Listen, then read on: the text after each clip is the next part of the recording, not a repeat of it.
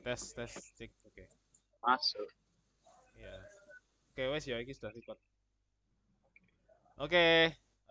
Selamat malam Bu Ani dan kami dari kelompok 2, terutama kelompok seminar kelompok 2. Kelompok 2 sih, bukan kelompok 2 nggak sih? Kita kelompok berapa, guys?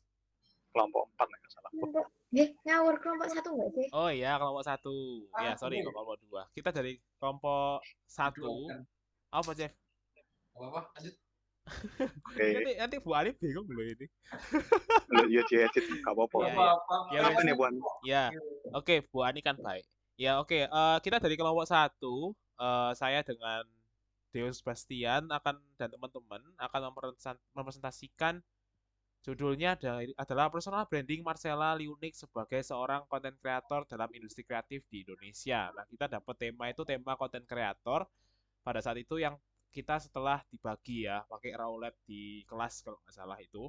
Nah, nama saya Deus Bastian dengan NRP belakangnya 178.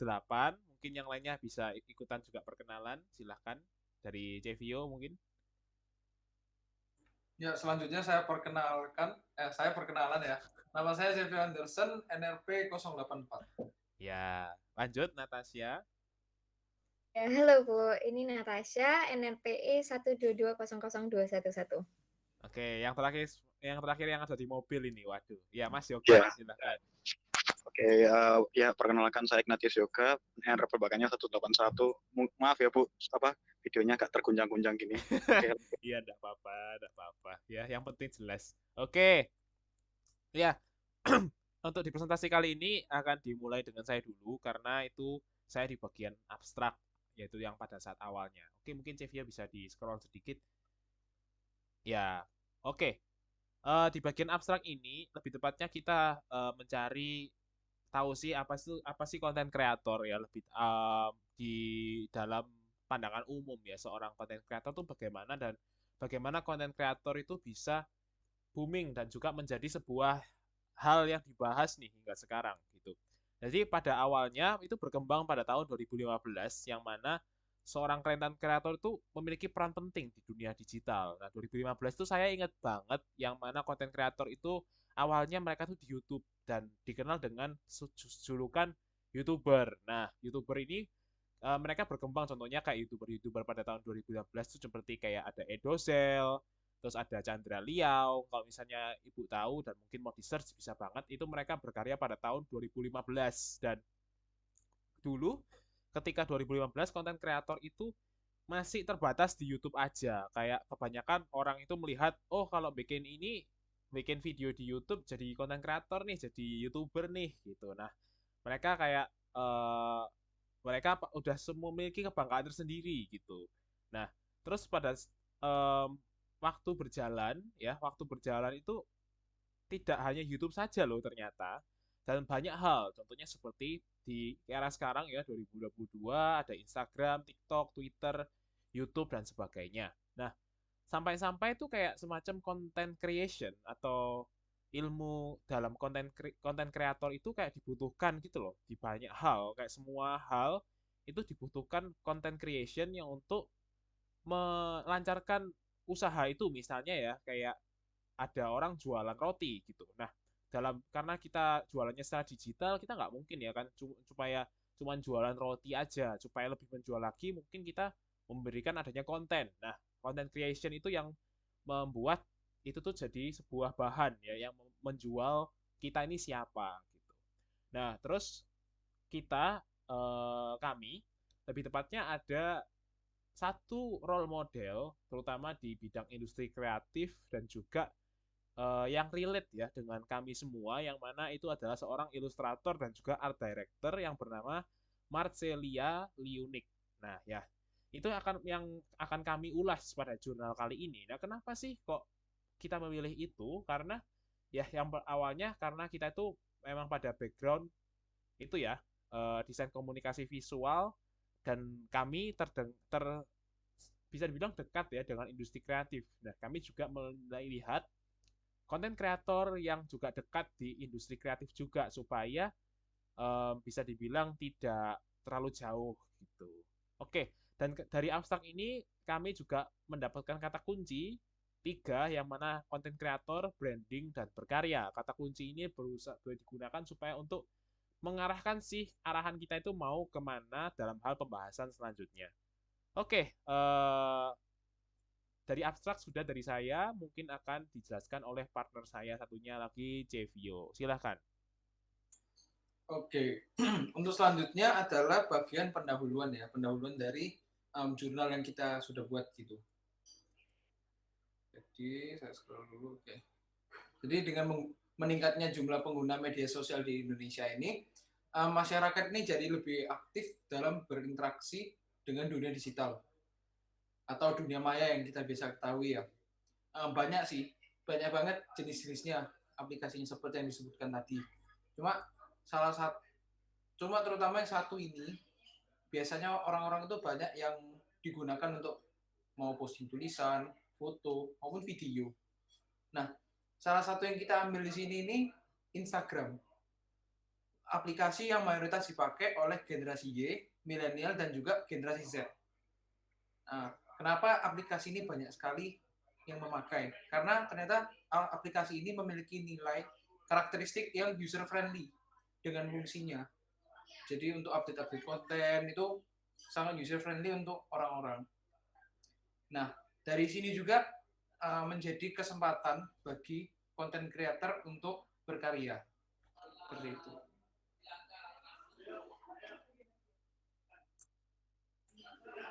Nah, sebagai content creator penting untuk memiliki personal branding ya. Bisa dikat nggak? Tolong kau guyu. Kenapa ini? Sebentar ya. Kau guyu ya. Astaga. Kenapa? Kenapa ketawa ini? Nggak ngerti, tolong dikat ya. Wah, akhirnya tidak membuka jasa editor ya. Mungkin bisa dilanjut, Cevio. Ya. Oke. Oke. Sebagai seorang content creator sangat penting untuk memiliki personal branding ya. Menunjukkan ciri khas dari konten yang dibuatnya. Menurut brand aktivis di Indonesia yaitu Pak Handoko Hendroyono, beliau mengatakan bahwa dalam membangun personal branding ada satu prinsip yang mendasar dan mudah, just be yourself. Itu kutipan tersebut diambil dari buku yang berjudul D.O. oleh Handoko Hendroyono. Dengan banyak orang yang berkarya dengan digital dan mengklaim sebagai content creator, dapat dikatakan persaingan menjadi cukup sengit ya. Banyak sekali content creator baru gitu. Nah, personal branding memiliki peranan penting yang membuat para creator ini bisa stand out secara digital maupun di dunia nyata. Semua orang bisa menjadi creator secara digital, tidak terbatas apapun background-nya. Ilmu content creation juga dapat digunakan bersama latar belakang pekerjaannya. Personal branding bisa dilihat dari beberapa aspek, dimulai dari nama, unique selling point, positioning, karya yang dihasilkan, style, dan audience yang menjadi brand image creator tersebut. Ya, berikut beberapa informasi tentang orang yang akan kita ulas, yaitu Marcella Liunik, salah satu content creator yang akan kita bahas di sini. Salah satu content creator yang menjadi bahan ulasan kami adalah Marcella Liunik. Beliau merupakan ilustrator, art director, dan content creator yang cukup terkenal di Instagram dengan pengikut lebih dari 30.000 orang. Ya, banyak.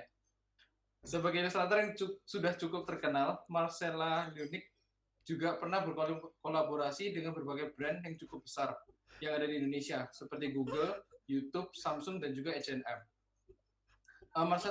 Marcella Liunik pertama mulai membangun brand image-nya di tahun 2015 dengan ide bahwa hasil karya yang beliau buat ingin diimplementasikan pada media yang berbeda, seperti clothing gitu, yang dirintis pada tahun 2016. Nah, konsep dari karya Marcella Liunik adalah colorful, playful, dan abstrak. Hal ini menjadi alasan karya Marcella bisa memikat banyak penggemar karena kesannya yang fun, bahkan beliau sendiri mengatakan bahwa karyanya, ya maaf kalau salah mengatakan, terapeutik. Yes. Selanjutnya tujuan penulisannya sebagai content creator di platform Instagram penting untuk menganalisa apa aja yang perlu diperhatikan untuk membentuk brand image tersebut. Salah satu content creator yang menjadi content creator yang kita ulang lagi yaitu Instagramnya @liunik.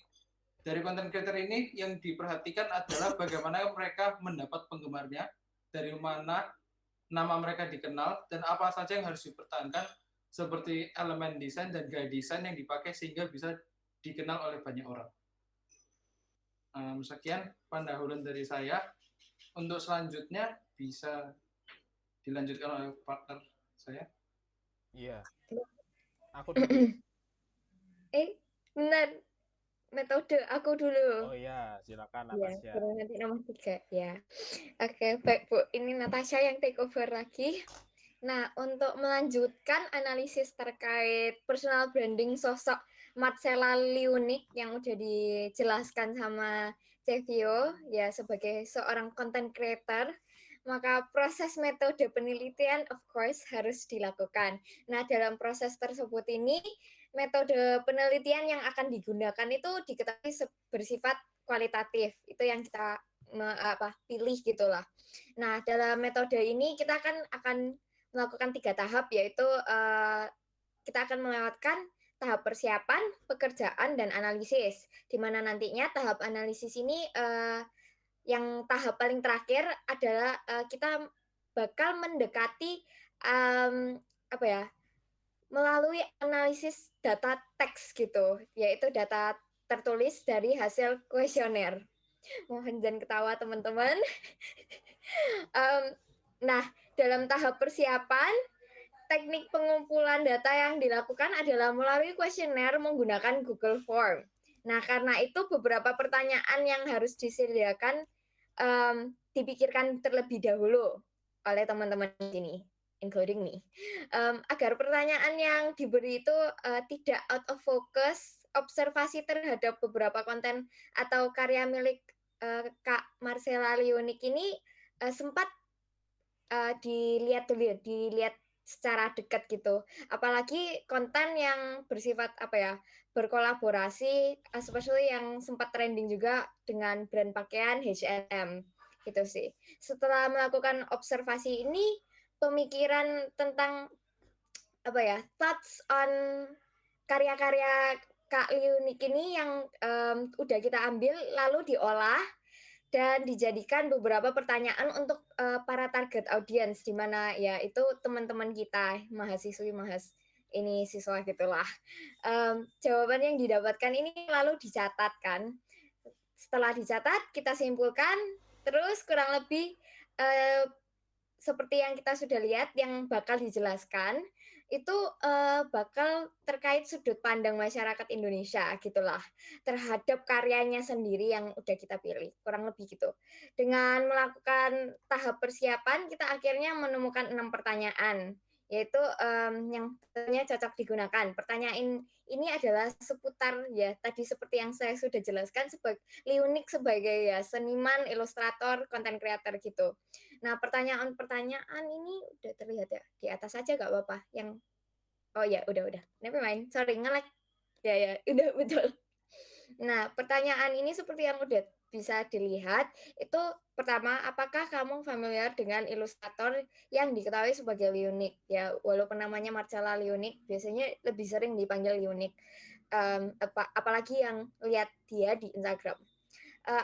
Kedua, apabila kamu familiar dengan bagaimana dan dari mana kamu mengetahuinya. Itu pertanyaan kedua. Lalu ketiga, dengan melihat konten yang dibuat oleh Liunik, kira-kira seberapa tertarikkah kamu untuk mengikutinya?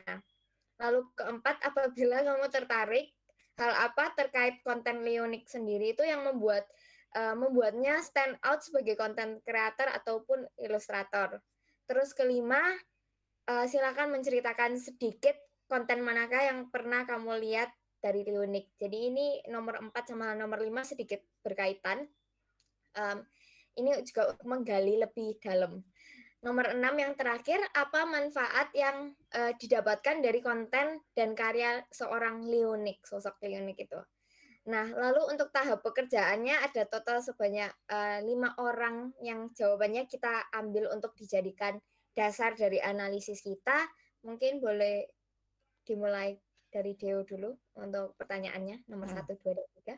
Iya, jadi setelah tadi dijelasin sama Natasha, kita memang mau menargetkan orang-orang yang sebenarnya yang memang itu sih bisa dibilang udah mengikuti Marcella Liunik ini dari lama, sehingga kita kayak model risetnya nggak terlalu meluas yang ke banyak orang, jadi lebih baik kita langsung tahu, tanya ke orang-orang yang memang tahu sama Marcella Liunik ini sehingga datanya biar lebih valid gitu.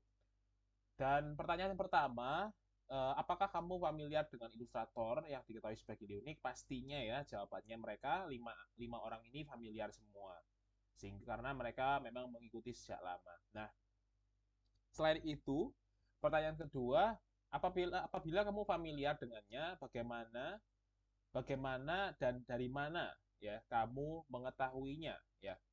Yang mereka nih rata-rata dari kelima pernyataan ini, mereka rata-rata tahu itu dari brand dari Leonik ini karena kebetulan Marcella Leonik ini memiliki merchandise khusus dan juga usahanya sendiri ya, bisa dibilang kayak bisnis freelancer dan segala macamnya gitu. Nah, selain itu mereka juga karena Marcella Leonik ini juga cukup bisa dibilang top of mind dari ilustrator, terus dan juga karena karyanya itu bisa dilihat dengan kolaborasi brand-brand terkenal ya seperti Aqua, Uniqlo, H&M. Itu makanya mereka juga mengetahui dan selain itu juga ada di media Instagram ya, dan juga Marcella Liunik ini juga sudah berkecimpung di dunia industri kreatif dan desain itu sejak lama. Nah, begitu. Dan dikenal dari tahun 2018-an ya, lebih tepatnya begitu. Oke, lanjut Cevio. Nah, dengan ketertarikan dengan melihat konten yang dibuat oleh Liunik, kira-kira seberapa tertarik kamu untuk mengikutinya? Ya, kebanyakan mereka mayoritas ya dari 5 orang ini bilang bahwa mereka tertarik semua karena mereka memang mengikuti Liunik dan tertarik dengan konten-konten yang dibuat oleh Liunik dan uh, mereka juga merasa Liunik ini menjadi sosok yang bagus untuk diikuti gitu. Oke, untuk pertanyaan selanjutnya bisa dilanjut oleh Natasha. Oke, jadi seperti yang udah Dio jelaskan, mereka itu cukup tertarik. Nah, kenapa sih banyak dari orang-orang itu tertarik? Kalau kita lihat dari jawaban nomor 4 sebenarnya, itu kita bisa memahami bahwa Liunik ini sesungguhnya kalau kita lihat scrolling dari Instagram atau mungkin dari portfolionya, dia itu memiliki ciri khas gaya ilustrasi yang odd, cukup aneh. Tapi anehnya itu in a good way. Jadi ya juga nyentrik gitu.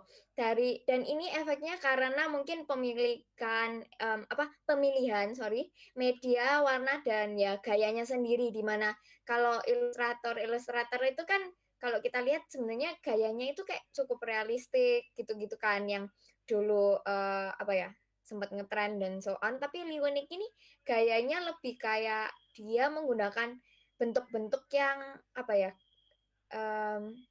lebih unorganized, tidak symmetrical, tapi memberi satu kesatuan yang cukup menyatu dan menyentuh gitulah.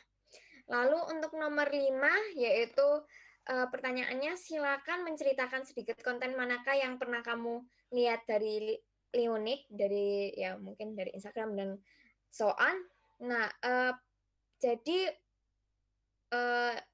pertanyaan yang mengajak orang-orang untuk menceritakan sedikit terkait karya Liunik ini, banyak dari mereka mengatakan bahwa ya konten yang mereka lihat itu kebanyakan dari merch Liunik sendiri dari Instagram sebenarnya.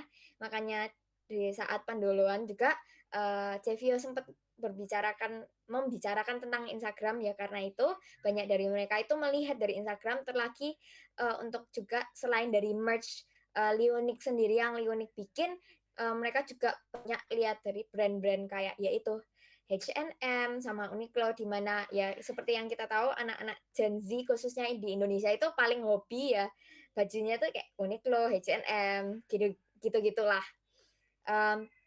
Nah, itu sih. Lalu untuk nomor 6 Ya, oke. Untuk pertanyaan ke-6 yang menanyakan tentang ya apa yang didapatkan atau ya manfaat yang didapatkan dari karya Liunik sendiri, seperti yang bisa dibaca itu pertanyaannya di situ.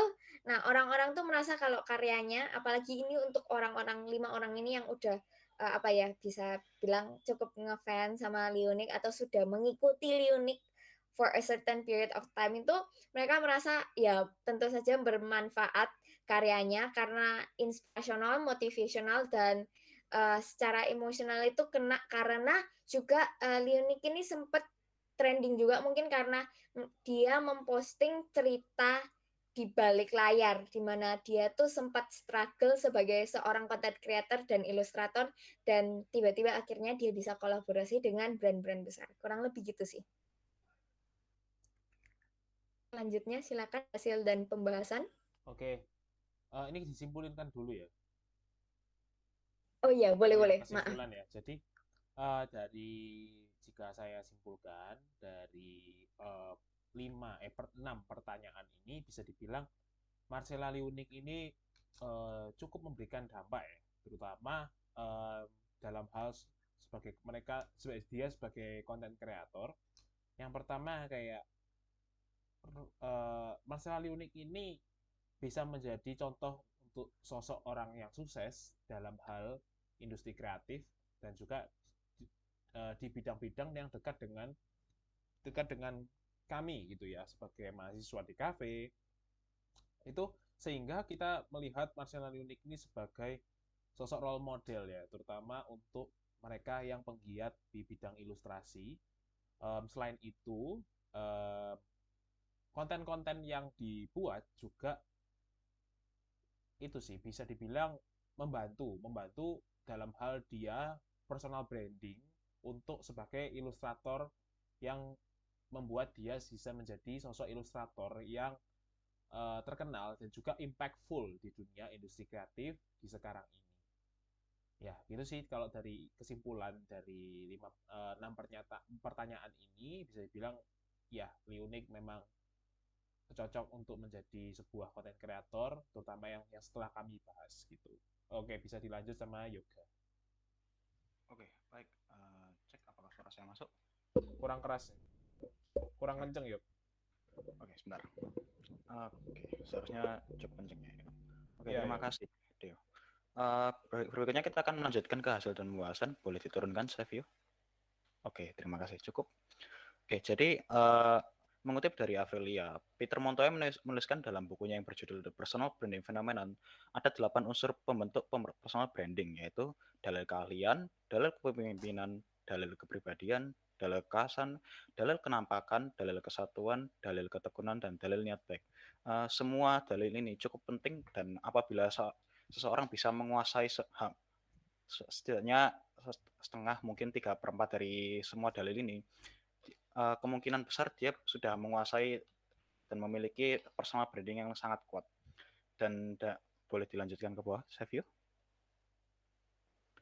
Dan nanti dengan menggunakan teori dari Peter Montoya ini, kita akan melihat apakah seorang Marcella Liunik ini memenuhi semua unsur utama personal branding dari Peter Montoya ini. Sedangkan dari hasil rumusan jawaban responden kami tentang Liunik sebagai seorang konten kreator, banyak sekali yang tadi sudah dijelaskan. Dia menyatakan bahwa mengenal Liunik dan pekerjaan yang dilakukan, dan itu semua sudah jelas ya, dan dibahas oleh Deo sebelumnya. Oke, baik, bisa dilanjutkan ke bawah, Savio, ke pembahasan. Terima kasih. Jadi idealnya sebuah personal branding yang kuat memiliki 8 unsur utama personal branding dari Peter Montoya tadi. Nah, pembentukannya itu juga cukup lama dan membutuhkan proses dan juga waktu serta usaha ya. Jadi tidak serta-merta jadi demikian. Gitu. Dan kita akan memulai menganalisis dari dalil pertama yaitu dalil keahlian, di mana seseorang itu bisa membentuk personal branding yaitu melalui keahlian yang dia punya. Misalkan seperti Liunik ini, dia terkenal sebagai seorang ilustrator ya. Cuman selain tentu saja kan ilustrator itu di dunia industri digital ini juga sudah banyak ya. Jadi seorang ilustrator sendiri kadang-kadang memiliki keahlian spesifiknya gitu. Dimana kalau Liunik ini dari karakter-karakternya sendiri tuh dia sering menggambarkan karakter-karakter yang doodle, terus mengombinasikan warna-warna yang cukup cukup banyak dan cukup menarik mata ya, menarik perhatian. Sehingga yang mana ini menjadi keunikannya dalam karya-karyanya. Dan kemudian ada dalil kepemimpinan. Meneruskan dari poin sebelumnya, kepemimpinan dapat muncul akibat keahlian atau spesialisasi yang muncul. Dan ini juga mendukung kembali orang yang mendukungnya, di mana mendukung personal branding yang akan dibuat tersebut. Kepemimpinan ini paling terlihat ketika sosok ini muncul dan memiliki pandangan akan suatu hal, dan di mana dapat mengarahkan audiensnya untuk mendengarkan atau memperhatikan hingga kadang memiliki pandangan yang serupa. Jadi apabila seorang yang membentuk personal branding ini memiliki suatu pandangan tertentu, maka kebanyakan pengikutnya ini akan bisa relate gitu, bisa mengikuti, oh begini loh jalan pikiran dari individu tersebut. Nah, kalau dari case-nya Leonic sendiri, salah satu peran kepemimpinan Leonic itu muncul dalam kirimannya Leonic yang bekerja sama dengan It's Nice That, yang juga merupakan endorsement dari Allianz gitu, di mana dia membahas sendiri struggle-nya itu saat pertama kali membuat itu ya, berpindah pekerjaan dan menjadi seorang ilustrator penuh gitu. Dan banyak dari komentar-komentarnya itu juga mendukung ceritanya Leonic ini bahwa ya itu tadi ya, dari pengalaman hidupnya itu dia juga akhirnya bisa memiliki kepemimpinan akan follower-followernya itu. Dan saat ini Leonic itu telah diikuti lebih dari 13.600 orang dari keseluruhan 1.252 kiriman. Bisa diteruskan di bawah, save view. Nah, lanjut. Terus ya ini ya salah satu posting yang saya ambil yang juga di mana membuktikan bahwa Leonic itu memiliki pengalaman hidup yang juga kemudian menjadi faktor utama dalam kepemimpinannya, terutama yang terlihat dari para follower-followernya. Boleh dilanjutkan lagi, save view. Lalu ada dalil kepribadian, di mana dalam menganalisa sebuah personal branding idealnya tidak hanya melihat aspek-aspek yang baik dalam sebuah persona yang akhirnya menyempurnakan persona tersebut. Maksudnya begini, jadi tentu saja kan setiap orang punya nilai positif dan juga nilai maksudnya kelebihan dan kekurangan masing-masing. Dan di mana ini juga perlu diperhatikan dalam faktor personal branding sekalipun, bukan cuma dalam pembentukan branding secara general. Kalau dari kasusnya Leonic sendiri, Leonic itu adalah seorang pekerja seni yang berkarya kebanyakan melalui karakter yang tidak biasa seperti binatang. Kalau dari wawancaranya bersama Samantha Lim, hal ini dikarenakan Leonic memiliki pandangan unik bahwa manusia sendiri sebenarnya hewan. Ini bukan berarti menjelaskan bahwa Leonic itu merendahkan derajat manusia, namun menandakan bahwa Leonic pun itu masih memiliki kekurangan dalam menyusun kata-kata yang lebih baik. Namun juga bukan berarti dia sugarcoating akan pernyataannya tersebut. Dan memang bisa dibilang untuk dalam kasus-kasus tertentu ini ada benarnya gitu ya. Dan penampilan kepribadian inilah yang akhirnya menjadi ciri khasnya terutama bagi para pengikut-pengikutnya yang dicerminkan dalam karya-karya Leonic yang tampil di Instagram dan media-media lainnya. Lanjut Kak, bisa dilanjutkan save view. Berikutnya ada dalil kekhasan, di mana aspek penting dalam branding adalah salah satunya diferensiasi ya, atau memiliki ciri unik yang menjadi faktor pembeda dalam produk-produknya dibandingkan dengan produk lain, atau kalau dalam kasus produk kesenian mungkin dari ilustrator lain gitu ya. Tujuannya tidak lain dan tidak bukan adalah menjadikan produk unik dan berbeda dari kompetitor. Dan kalau pada konteks Leonic itu medium seninya pun itu bermacam-macam, dan juga karya-karyanya itu kemudian tuh dicetak atau ditampilkan dalam berbagai medium ya, seperti salah satunya tuh kaos, terus produk sehari-hari seperti tas jinjing, dan kemudian juga beberapa kali dijadikan sebagai non-fungible token ya, di mana dijual sebagai aset kripto gitu ya. Nah, ini adalah salah satu kekhasan yang juga sedang marak, terutama karena banyaknya maraknya NFT ini sebagai medium penjualan, di mana ini kemudian menjadi salah satu celah yang dimanfaatkan banyak ilustrator, dan salah satunya sendiri adalah Leonic. Ini juga akhirnya menjadi kekhasannya bahwa dia juga bisa menciptakan karya seni dalam berbagai medium. Lalu berikutnya ada dalil kenampakan, di mana salah satu taktik yang terbukti sukses dalam membangun personal branding adalah melalui penampilan secara teratur. Contohnya itu adalah yang Steve Jobs ya. Kalau kita bisa lihat itu bahwa penampilannya sendiri itu di mana dia menggunakan pakaian yang biasanya cenderung hitam dan juga menggunakan kaos turtleneck, dan itu akhirnya menjadi keunikan penampakannya itu, di mana orang-orang akhirnya banyak yang meniru gitu ya. Nah, kalau di dalam kasus Leonik sendiri, penampilan bukan serta-merta penampilan fisiknya semata, tapi bisa juga dalam penampilan karyanya gitu. Di mana warna bisa dari bentuk-bentuk, dari warna-warna, karya yang digunakan tuh kan sangat mencolok sehingga menjadikan penampilan karyanya itu cukup unik gitu dibandingkan dengan karya-karya dari ilustrator lain. Begitu, bisa dilanjutkan, Savio? Oke, ya, oke, berhenti di sini sebentar. Ya, kita bisa lihat ya contohnya ini, karya-karya Linik itu yang cukup ngejreng dan diaplikasikan di berbagai macam media gitu, yang mana menjadi faktor gimana sih orang-orang itu bisa melihat karya-karyanya itu dari berbagai sudut pandang gitu, dari berbagai jenis media seperti itu. Oke, dilanjutkan lagi, Savio. Terima kasih. Ya. Terus ada dalil kesatuan, di mana dalam pembentukan personal branding, terutama melalui media sosial, kesatuan dalam konteks antara konten media sosial dan dunia nyata adalah faktor yang penting dalam pembentukan personal branding. Jadi intinya antara penampilan yang ingin ditampilkan dalam dunia maya dan secara nyata itu nyambung gitu ya. Misalkan kalau dari Leonix sendiri kan kita bisa lihat itu dari karya-karyanya itu antara banyak karya-karyanya Leonix yang sangat motivasi, terus banyak juga karya-karyanya yang sangat menggambarkan kehidupan sehari-harinya gitu. Nah, ini tuh menjadi poin pembandingnya. Apakah dalam penampilannya di media sosial dibandingkan dengan dunia nyata, apakah selaras gitu, demikian. Dan kalau dalam kasus Leonik itu dia juga beberapa kali kan mengunggah beberapa kiriman mengenai kehidupan pribadinya gitu, di mana karya-karyanya ini juga ternyata benar menggambarkan perasaan-perasaan yang dialami selama ini. Boleh dilanjutkan, Savio? Nah, ini adalah salah satu contoh karyanya ya, di mana dia tuh mengilustrasikan beberapa kalimat-kalimat penyemangat gitu, dan kemudian dicampur dengan beberapa ilustrasi yang mana ini tuh muncul karena dari concern-concern kehidupannya sehari-hari gitu. Oke, berikutnya, Savio bisa diturunkan lagi. Oke, terima kasih. Ya, yang ketujuh ada dalil ketekunan, di mana dalam membangun sebuah personal branding tentu tidak dilakukan secara instan dalam waktu yang cepat. Karena seperti telah dijelaskan sebelumnya, perlu adanya kekasan dan keteraturan dalam waktu yang kadang bisa cukup panjang untuk memproduksi suatu produk yang lebih baik setiap waktunya.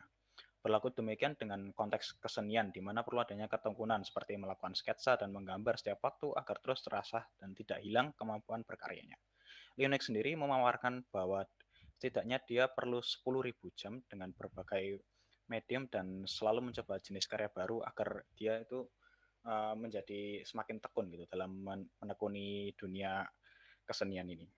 Yang mana ini diambil dari wawancaranya bersama Samantha Lim itu. Oke, baik. Lanjut ke dalil yang terakhir. Oke, terima kasih, Savio. Yang terakhir adalah dalil niat baik, di mana efek terkuat bagi sebuah brand, terutama untuk audiens, adalah apabila produk yang mereka buat ini mampu memberikan dampak positif, baik yang secara terasa langsung ataupun yang tidak langsung. Maksudnya itu adalah karya-karya, kalau dalam konteks Leonik itu karya-karya yang dia buat itu bisa memberikan